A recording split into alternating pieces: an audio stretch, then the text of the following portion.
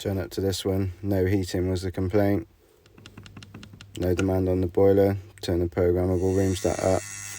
Go up to the room stat, you hear buzzing. It's probably going to be that, but let's check.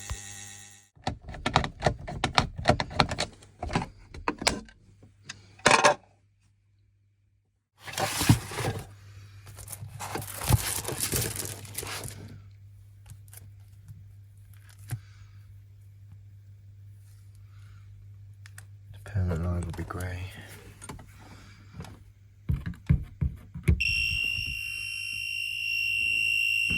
That's good. And I switch live, programmer, room start, check on brown. So this one, 240. So saying the room start water cylinder stats okay. Check on orange. Nothing on orange. It's the valve. So I'll replace the head. Handy little tip. Lock the other part of your voltage tester in the earth. So then you got one hand free. In this case I've done it to hold the camera, but if you're new to wiring, it's a safe way of doing it so you don't get confused and zap yourself by accident. Right, so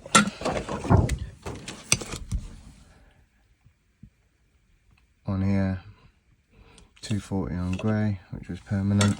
We had that before. 240.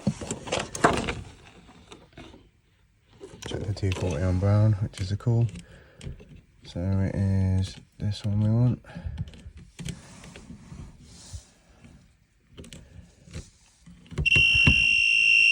So 240 before.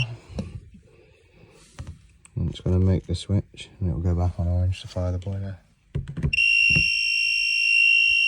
Happy days. The thing about the book is I've got all the cables, the switch live and permanent live, and then I've got just the switch live if you just want to concentrate on fault finding. Some people get intimidated by all these other cables.